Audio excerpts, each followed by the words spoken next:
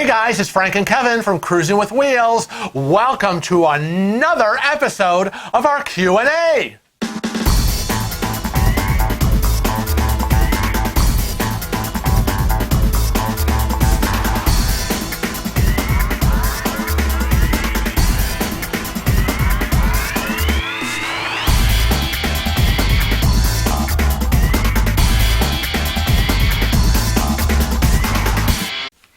Like Frank said at the beginning of the video, today's a Q&A, and it's been a while since we did a Q&A, right, Frank? It is. It's our first since we've gone through the NCL Escape vlogs. Right. And what I wanted to say to everybody is, at the end of every video on Thursday, we do a Super Cruiser segment, and that's showing one of you that has taken a cruise. Now, that's right. And what they do is they submit their picture along with all the names of the people that are in the picture and the name of the ship. Please don't forget. To our email. And That's you right. can simply email us at cruisingwithwheels@rochester.rr.com. So if you want to be a super cruiser, you simply just have to email us. Now, we do have a backlog right now, so we're going into like April, May of 2020, but that's okay. But your picture will be in the file and ready to go. That's right. So let's get started with the first question. Question number 1 is, we will be taking our first cruise next month, and our question is, how comfortable can we be leaving our 11-year-old daughter alone to do things on the ship at certain times?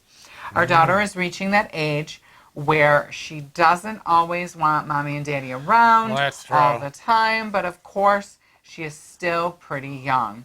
Do you think it is safe to separate from her at times and maybe go to the adults-only spa or the bar or dancing at night? What happens if a parent is looking for their child on the ship and can't find them? We'd love to hear your opinion on this. And we want to have fun as a family on the ship, but wonder also if we will be able to do adult stuff as well. Or is it generally not a good idea to separate from an 11-year-old on the ship? Love your show. Hope to see you on a cruise one day. Well, that sounds like a lot of questions, I know, right? and I think that's pretty much, I think, in my opinion, a two-part answer. Because I think part one to that, which is the most important part, I think there's lots of parts, is to know your child. Know your 11-year-old child, or any age child, in terms of how mature or immature they are, how dependent or independent they are. And then based on that, do what you need to do. Then I think another part of that is, are you comfortable separating yourself from your children and leaving them alone or unattended on a cruise ship with thousands of other strangers? Right. Nah. Right. Well, and I don't want to scare him, because if she's a mature and 11-year-old, go for it. I always say that a good idea, I'm not a big proponent of young children having cell phones, first of all. Right. But I say that this is a good instance where you might want to get a track phone. Right. Give her that track phone, hook it up to the Wi-Fi through the app, and then you can communicate with your child. Right. Or a lot of people talk about they bring walkie-talkies with them. Yeah, but those haven't been working too well. Well, you know, it's the metal. It's the metal in the ship. I remember even in my stores, our walkie-talkies wouldn't work because of all the metal that was in the ceiling, and that was a hindrance.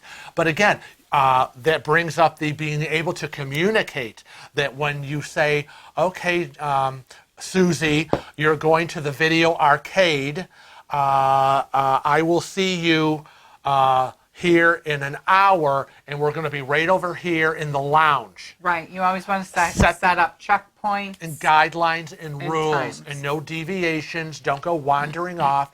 So kind of checklist those factors. Okay, so let's see what the second question is. Saw today's Q&A, which was awesome. Thank you. I do have a question. When does NCL let you know if the upgrade you bid on was accepted? I've tried reaching out to NCL Good for luck. the answer, but right now the whole time on the phone is 4 to 6 hours. I also reached out to my travel agent, but they don't have the answer because they just started booking for NCL. Any help you can give would be greatly appreciated. Sincerely, Travis. Travis, honey, be patient. You will be the first person to know. But some people get their notices really fast. And some people don't. And some people are like, I'm leaving in 2 days and I still haven't heard. So, you know, when we got this question, my initial thought to answering was, well, if you get a notice, you're getting upgraded. And if you don't, you're not getting upgraded. So they don't send out an email saying your upgrade offer was not accepted. Right. You only know if it was. You just sit tight and wait and see if your offer is accepted. Have there been cases of people getting to the port terminal and checking and then finding out that they have been upgraded? Yes. Gavin and James that were on our escape cruise and will be cruising with us on the Encore, got to the terminal. I think they were on the Epic, and they were like, "Oh, we've upgraded you." I'm checking in. Blah. They expect it to be in this cabin at this category. They still don't know why. Right, and they're like, "Oh my God, we got upgraded to this other cabin."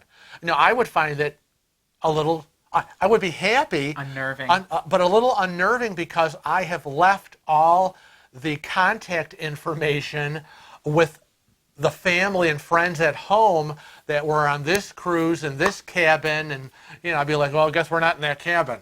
Right. Now the next question comes in and it says, my daughter bought me an NCL gift card through their site. Lucky you.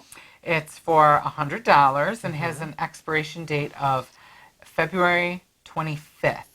Is that February 25th or February 2025? It's probably February 2025.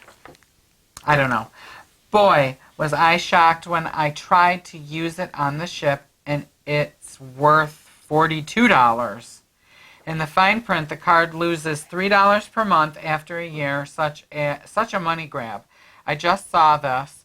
If you give anyone a gift card, know this. Well, that's really not a question, but that's good information. It is good information, which is why we included it. People need to know, and that was the policy regarding the gift cards. So I guess I don't know when she bought it, so you just have to be careful because I'm not sure if that's a day or a year. And if it was a year, then that's pretty shady of NCL. But anyways, it says fees associated with your gift card, subject to applicable law, beginning the 13th consecutive month after there has been no activity on your card, a fee of $3 per month will be assessed to your card. After that 1 year, this fee will be assessed to your card as long as there are funds remaining on your card and no consecutive months of no activity to assesses the fee. They need to change how they write that. And then you may avoid this fee by making regular purchases with your card. And then there also, if your car's lost or stolen and you need to get it replaced, there's a $6.95 fee. And everybody gets really pissed about this with the cruise lines because most of the cruise lines do this. However, I have to say, all cards do this. All gift cards do this. Target, Walmart, Wegmans, Safeway, they all do it. After in the 13th month, they're going to start charging you. So what I generally tell people that ask me about giving a gift for a cruise is wait until a month or two before that person is leaving before you buy it. Right. Because then you're safeguarding yourself. You're right, because then it's not, you didn't give it to them and it's not sitting in a drawer for a year. And what if they cancel? Right. For some reason, right? All right, let's head on to the next question, number 4. Here's a question to consider for your next Q&A. How timely, thank you. We welcome your questions. Would you explain, please, for those of us who don't do casinos, How is that possible? What is a slot pole? I have Googled it, but don't quite understand how it works. Well, Mr. Casino slot pole expert. Well, I don't know if you'd call me a slot pole expert, but I'm going to try to explain this very simply without getting into this explanation that we gave them, because I think this person was on our group cruise and wasn't understanding how it was going to work. So we can explain it too, okay? But I'm going to say it's like gambling with crowdsourcing, right? Does that make sense? Okay, see, I would, again, have no idea what you're talking about. So I need to break it down. So everybody pools their money and plays one machine. Okay, now that I'm getting it now. All right. So, in other words, if, like, this is how we're handling our slot pull. Okay, good example. Everyone gets 3 pulls on the slot machine. So you can either pull the handle, 1, 2, 3, or you can push the button, 1, 2, 3. Yeah. Are you a button person or a handle person? You decide. And our slot pull is going to be a $3 max bet. Okay. Okay, so everybody has to put in $9. So because I have 3 pulls, it's $3 per pull. Right. 3 times 3, $9. Here you go. Here's my $9. I'm now entered into the slot pull. So let's say we have, so it's win or lose. Okay. So what ends up happening is everybody's money goes into the slot machine, right? So let's say there were 10 people, right? That means that the slot machine is going to be pushed 30 times, right? 3 pulls times 3 10 pulls people. times 10 is 30. Right. You have fed the machine $90, 10 people, $9 donation. So at the end of it, whatever's left over is split amongst the group. So let's say, for example, you had 4 jackpots of $1,000 each. That's $4,000 that'll be split amongst 10 people. 10 people. So exciting. But you can also lose your money. Right. So you have to, first I would say you need to, if you're going to be involved in a slot pull, look at the rules, look at how it's being run, because there's different ways to run it as well. Yep. Some slot pulls do a first place, second place, and a third place, and nobody else wins anything. We're not doing it that way. No, don't like that one. Right? Yeah. We're splitting it amongst them. And I want to say the final thing is, don't gamble money that you're not prepared to lose. That's right. That's right. And that's why a slot pull is really good. Because you can have the gambling experience with a whole bunch of people. With a whole bunch of other people that are kind of boosting your money. And you might win big. You never know. So number 5, the next question that comes in, is there an area on the Bliss or Escape or other ship that allows topless sunbathing? I was on the Epic several years ago, and they had a freestyle adult deck in which people could even go nude. What? Well, you know, every cruise that we've ever been on, there has been a topless deck. You have to seek it out, and you have to ask, right? Yeah, but the cruise lines have their specific policies. That was Carnival's official statement. Carnival has no specific mention banning the practice. That said, they do have a broad statement in their rules of conduct for passengers, which is, and I quote, Carnival will not tolerate any behavior affecting the comfort, enjoyment, health, safety, and well-being of other guests on or our crew. We reserve the right to refuse or discontinue passage to anyone who, in Carnival's judgment, is conducting themselves in a manner that adversely affects the cruise experience and others. Right. And pretty much everybody's policies is kind of the same. But I'll tell you, in my experience, most of the ships do have an area. You just have to ask. So I would ask, and it's usually... It's like getting into a speakeasy. Well, if they're comfortable enough to be going around topless, then they should be comfortable enough to ask. Right. Where do we go? Oh, wow, you got a lot of stuff on that. And the final question is, Fridges. Yeah, the mini fridge in your cabin seems to be the subject of a lot of questions. So the question was, are they empty? And if not, can I ask them to remove the mini fridge items? And the short answer is that in most multiple cases, answers. Yeah, there's multiple answers, but in most cases, the refrigerators that are in your cabin will be stocked with snacks and beverages. Yeah, sodas and beers. And there is a fee for those. Absolutely, that's not free. You can ask them to remove the items, or you can have them lock it if there is a lock available. Right. We had ours was locked when we were on the NCL Escape.